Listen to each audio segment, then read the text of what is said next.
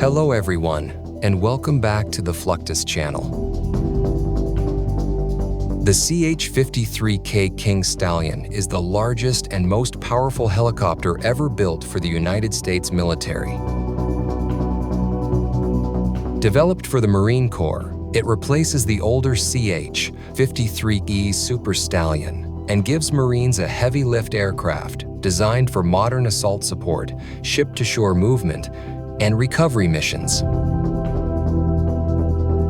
In April 2022, the Marine Corps announced that the CH-53K had achieved initial operational capability, meaning the aircraft, crews, maintenance teams, spare parts, and training pipeline had reached the point where the platform could support real operations in demanding expeditionary environments.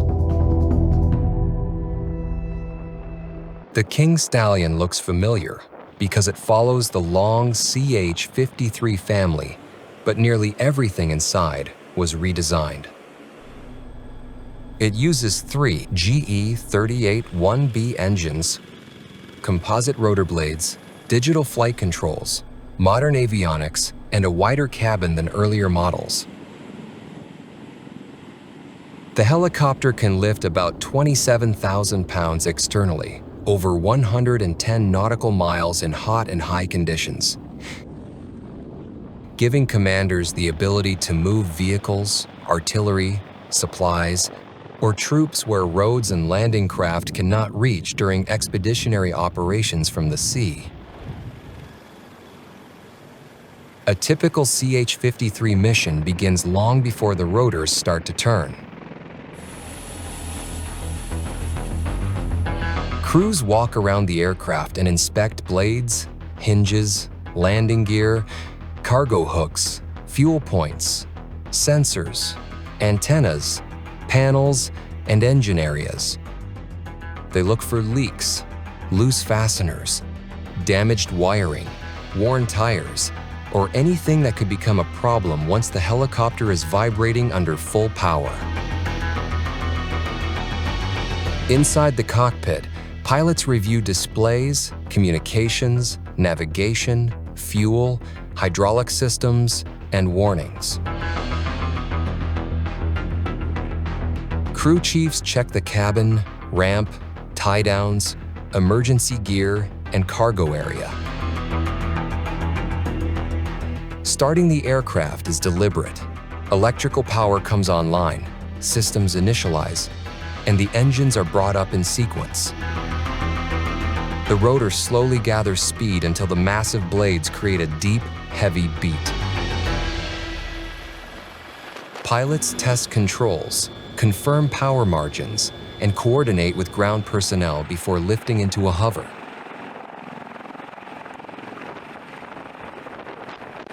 The aircraft's value becomes clear when it carries loads no smaller helicopter can handle. During testing and demonstrations, a CH-53K lifted a Joint Light Tactical Vehicle, proving its ability to move modern marine equipment from ship to shore or between remote locations. In another dramatic lift, the helicopter carried a non-flyable F-35C airframe, showing how much mass the King Stallion can control beneath its center cargo hook. Heavy external loads require careful rigging. Ground teams inspect slings, shackles, hooks, and attachment points. The helicopter approaches slowly, hovers over the load, and crew members guide the hook into position.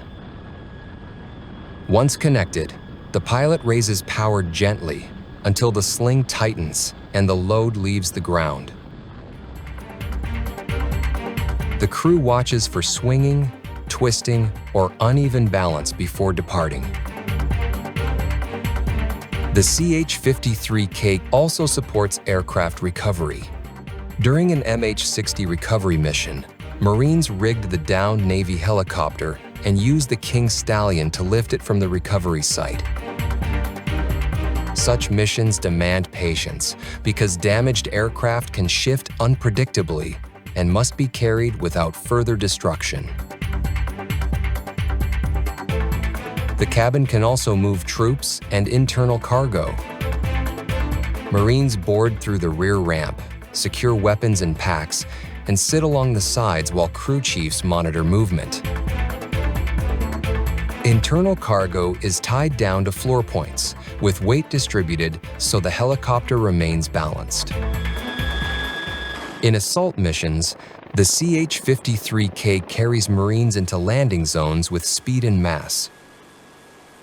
During air assault raid training, infantry units load quickly, fly to the objective area, exit under crew direction, and move immediately into security positions.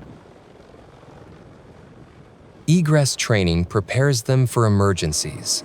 Marines practice leaving through exits, moving away from the aircraft, and reacting if smoke, damage, or rollover conditions make a normal exit impossible. For crews, instructors, and maintainers, the aircraft represents a major step forward.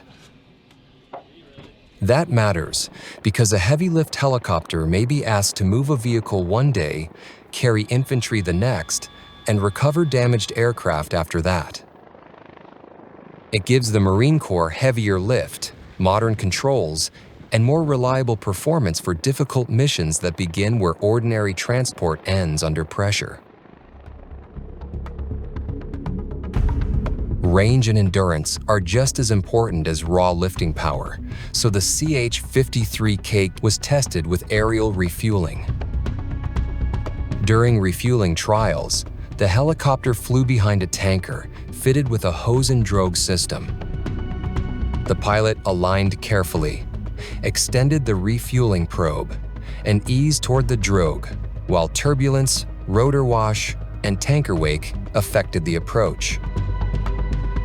Once the probe connected, fuel began flowing, and both crews monitored position, pressure, and stability. This capability allows the King Stallion to move much farther without landing, extend assault support missions, and remain useful across large ocean and desert regions. For Marine Expeditionary Units, aerial refueling can connect ships, remote bases, and inland objectives that would otherwise require several stops. It also reduces the need to place fuel points in vulnerable locations, letting commanders keep the aircraft moving while ground forces continue the mission. Even when distance, terrain, weather, or enemy pressure complicates normal refueling plans, the CH-53K is also suited for tactical team movement in combat zones. Its cabin can carry infantry Marines, equipment, ammunition, water, and mission gear. Crew chiefs manage the ramp, secure cargo, and watch the landing zone during approach. When the helicopter touches down or hovers low enough for unloading, Marines exit quickly and clear the aircraft so it can depart before becoming an easy target. The same aircraft can return with casualties, equipment, or personnel extracted from the field under pressure. Strategic movement adds another layer. A C-17 Globemaster III has airlifted a CH-53K, allowing the heavy helicopter to move between theaters without flying the entire distance under its own power. Preparing that load requires folding or removing components, protecting sensitive areas, checking clearances, and carefully positioning the helicopter inside the cargo aircraft. Loadmasters secure it with chains and calculate balance before flight. Keeping the King Stallion ready requires intensive maintenance.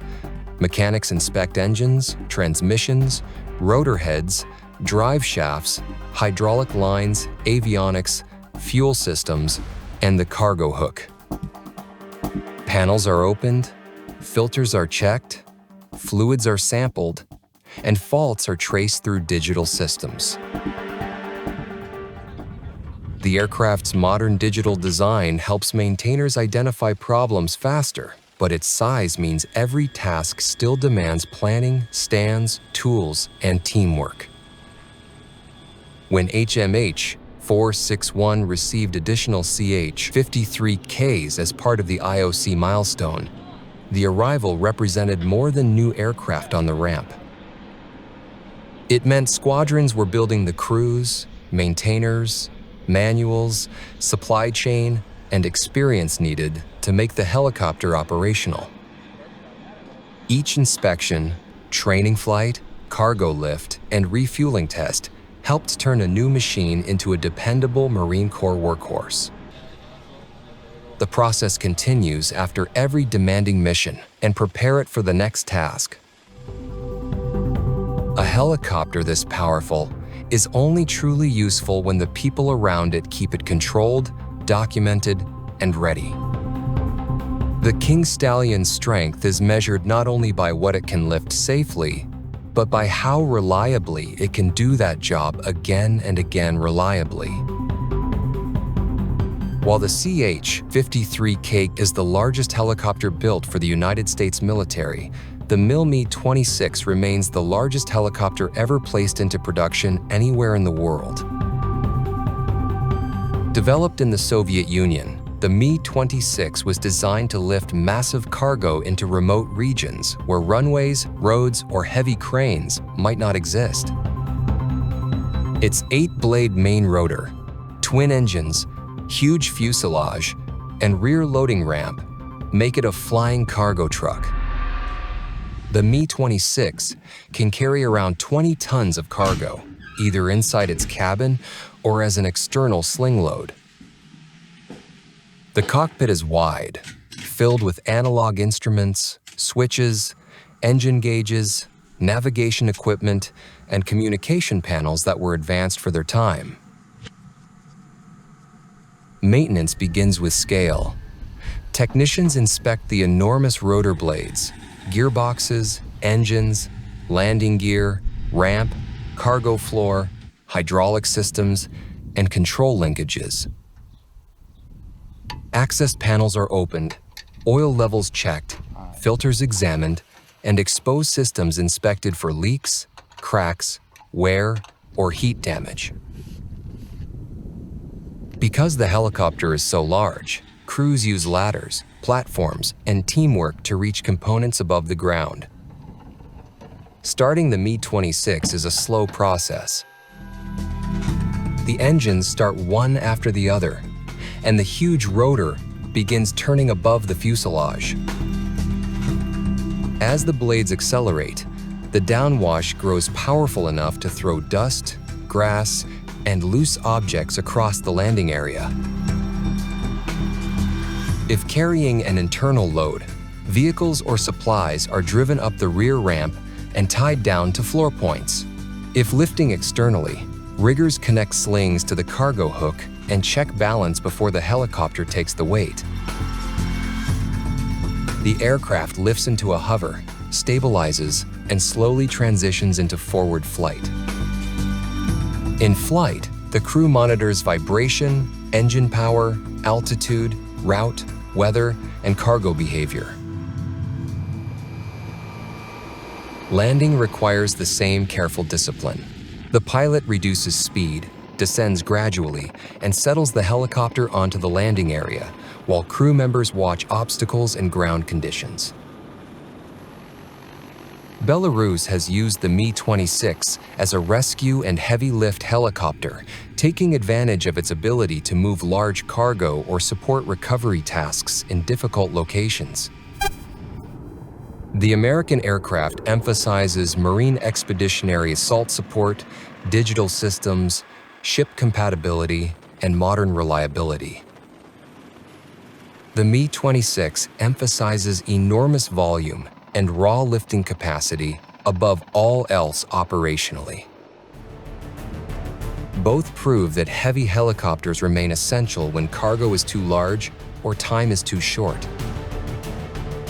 From the CH-53K starting on a marine flight line to the Me-26 lifting across vast open terrain, these aircraft show how vertical lift solves impossible transport problems. They can carry troops, vehicles, damaged aircraft and supplies into places where no runway exists. That is the end of this video.